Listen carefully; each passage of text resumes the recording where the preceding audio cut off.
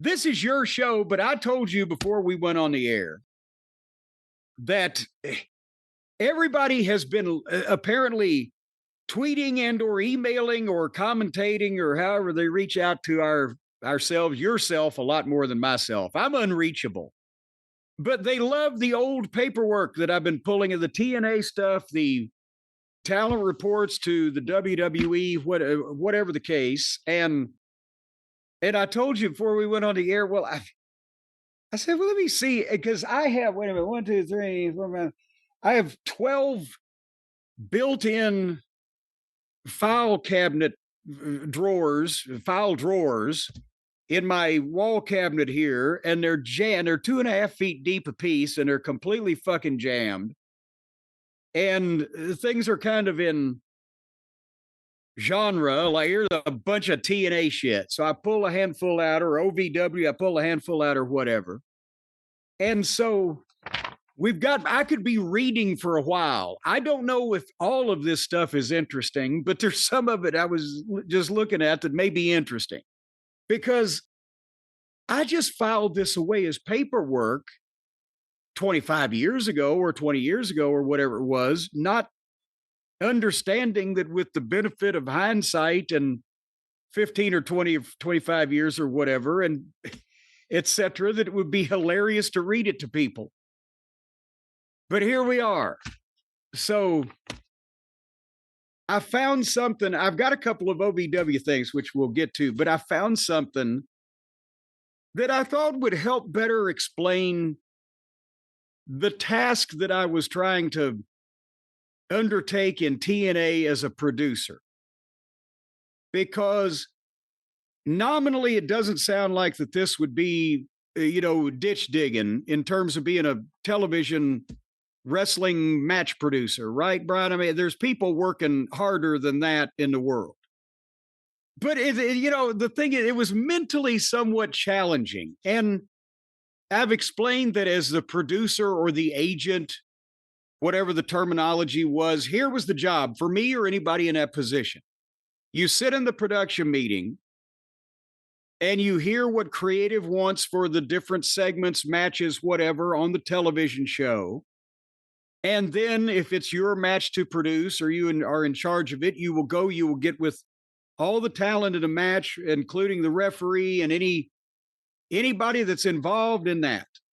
And you will explain to them what the creative vision is, and you will get their input and try to give some of your own in laying it out to make it entertaining, hit the time, get to the objective they're trying to get to.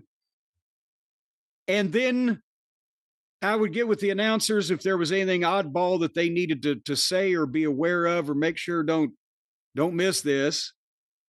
And then you would go and you'd get in the truck and you would convey it to the director specifically and the producer of the crew as to, okay, don't miss this camera shot or don't miss that or whatever, or he's climbing the ropes, he's going to fucking leap off and be impaled on a goddamn barbed wire spike, whatever. So it's shepherding that process, right?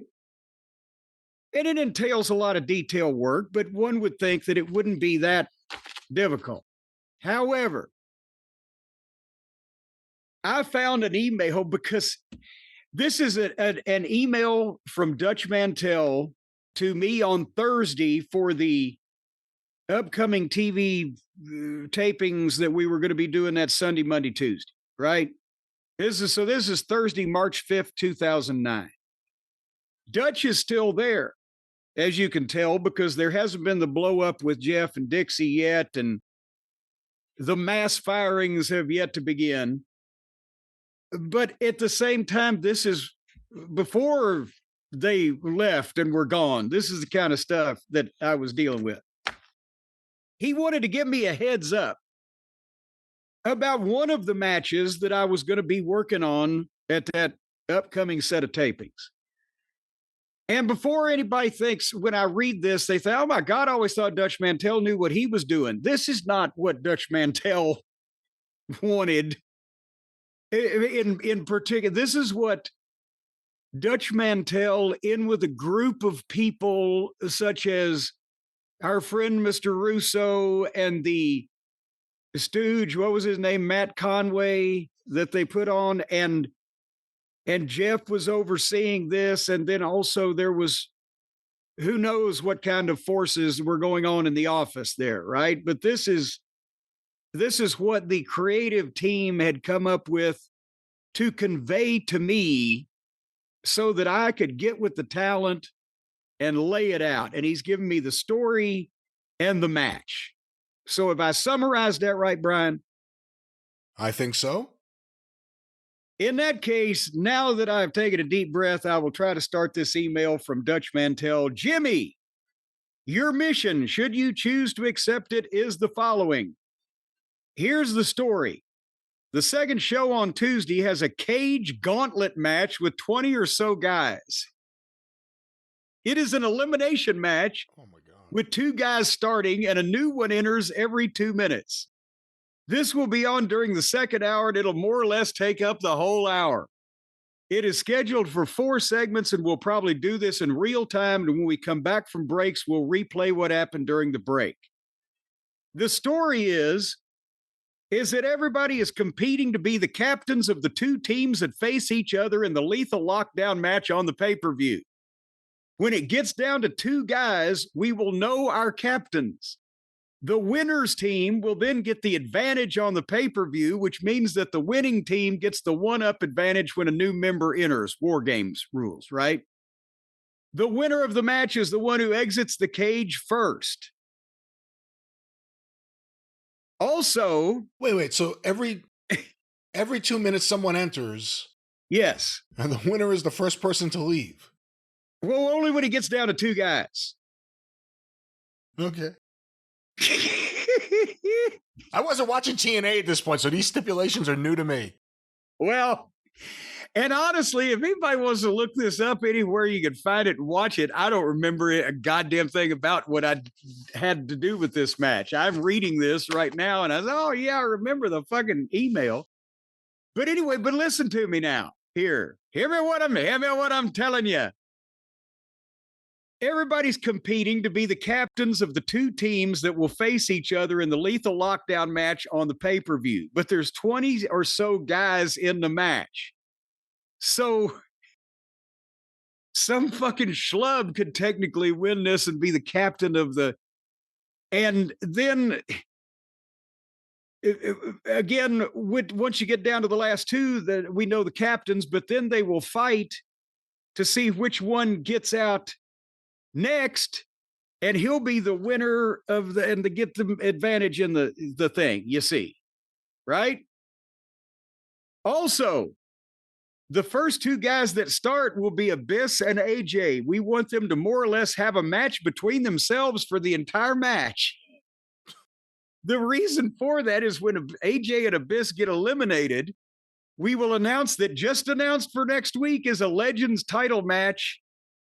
AJ will have defeated Booker at the pay-per-view to become champion, with AJ taking on Abyss.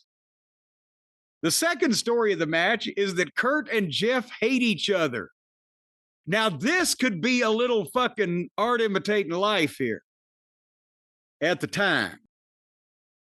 Jeff is not originally in the match, but he puts himself into it during the first segment in ring by saying he's getting in to keep Kurt from winning.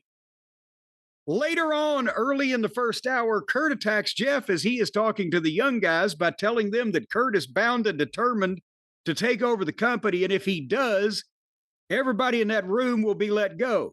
Kurt will then enter the room with a weapon and attack Jeff, and we have a big pull apart, and Kurt goes ballistic and vows that everybody in that room is dead tonight in the Gauntlet match. Here's the guy.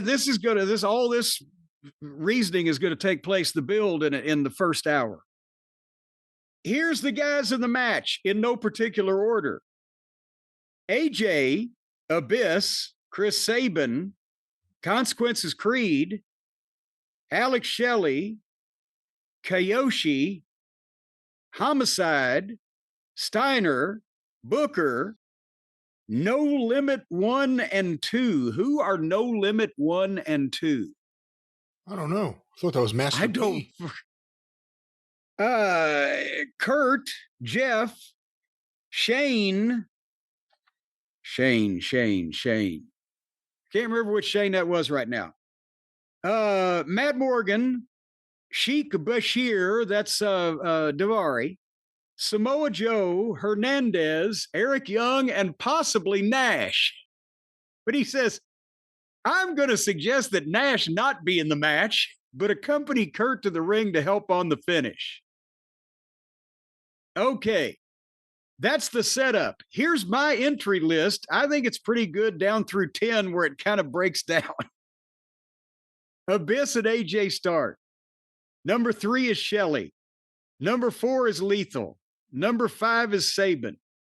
Number 6 is Matt Morgan. The idea is that Abyss and AJ keep the match going between themselves to build the Legends title match, but Morgan will enter the ring and attack Abyss while AJ lays out, and then AJ and Abyss would both come back on Morgan and eliminate him. And then Morgan will do something to Abyss the next week to keep him from winning the title from AJ. And then Homicide, and then Steiner, and then Creed, and then Jeff. Now, see if you can guess maybe who might be behind this little bit of creative here, Brian. See if anybody's fingerprints are smeared on this. Jeff comes down the ramp, but Kurt from out behind the announce desk ambushes Jeff with a weapon, chair, pipe, or bat, and lays him out. Jeff gets juice and never gets to enter the ring. Referees and security out with trainers attending to Jeff. Jeff lays there while the match goes on without it. 11, No Limit 1. 12, Kurt down to the ring with Nash. Jeff is still laid out. Kurt attacks Jeff again before he enters the cage, and he's a wild man. Kurt goes nuts in this part, ankle locks a couple guys. They tap out like Creed, Lethal, Homicide. Now the heels have the advantage, and Abyss and AJ are still at it. Booker T in. Booker attacks AJ. Abyss in to help. AJ takes the fall on Booker. Before Booker leaves, he does something to AJ, which allows Kurt or Abyss to grab the fall on AJ. Then Kurt takes one on Abyss. Trainers then help a bloody Jeff to the back. Now, not only did he not win, he's hurt and he's out of the match. No Limit 2. Ankle lock, tap out. 50. Shane the Glamour Boy. Shane, the guy, Shane Sewell from Puerto Rico. Glamour Boy Shane, that he was working there. Bashir. Eric Young, Kurt takes him out. Heels beating up the baby faces. Hernandez in. Big comeback. And then as the heels take the win on Hernandez, I guess by the numbers game, we see a bloody Jeff as security is trying to hold him back as he does the Spirit of 76 down the ramp. Jeff gets in. Everybody needs to think he's going to win it. He takes a fall on Steiner. And then he turns attention to Kurt. But Nash fucks Jeff somehow, and Kurt thinks he's won the gauntlet. But then we hear Samoa Joe music. Joe down to the ring. Joe and Kurt go for 2 to 3 minutes. The finish is both of them going through the ring door to the floor in a tie. And he says, I know it's scrambled, but if you'll use your computer laser-like brain, we can figure this bad boy out. Did anyone ever say to Russo, I mean, forget about bad booking and bad ideas and disagreements, but in terms of you're asking us to put together matches that are really, really difficult to put together because it's overly intricate in the worst possible ways. Did anyone ever tell him that this is a difficult task? Well, this wasn't even as, in all honesty, except maybe for some of the talent and the busyness of the multiple, there's the skeleton of a decent pay-per-view ultimate blow-off match in here somewhere, but it's an hour of weekly television to build the pay-per-view. So where you're not going to see 20 bleeding men bashing each other with bats in a cage for an hour. he would give the people so much of everything that there was no reason to pay for any of it. And not only is this, because not only do you have to lay this out, I was going to say this wasn't as bad as that 30-man brawl all over the impact zone and out into the Universal Studios that we had 4 different camera setups for at 4 different locations. That was a challenging one that day. But the idea that then you have to go to all these people and not just to lay everything out, there's got to be a finish laid out for somebody of everything. But also then you're dealing with the goddamn personalities. And then he'll just write down and so takes a fall on Scott Steiner. Well, how long is it going to take to figure out how that's going to happen? Right? Yeah. And then, I suggested Nash not be in this match. You think? And then after you do that and you get everybody's, and I mean, No Limit 2 is going to do whatever the fuck you tell him. I'm not saying it's 15 of those, but then you have to go to the production crew and say, okay, we're going to be here for a while because I'm going to explain to you who you're shooting, when you're shooting, what the fuck's going on. Don't worry about the ring while the star is being carried out on a fucking stretcher to come back later on. And that was one day out of 3 days in a row that we were shooting shit. That was one match of that night that I was. Yeah. What do you think Dutch was thinking? Because obviously he's the one emailing you. He's the one. I know what Dutch was thinking. If we didn't talk about it, well, he said, we need to figure out the order of elimination and how we're going to break. Feel free to suggest, tweak, change, or otherwise screw this up as much as I have in putting it together here. It can't get worse. It can only improve. Help, we need it. Because it just,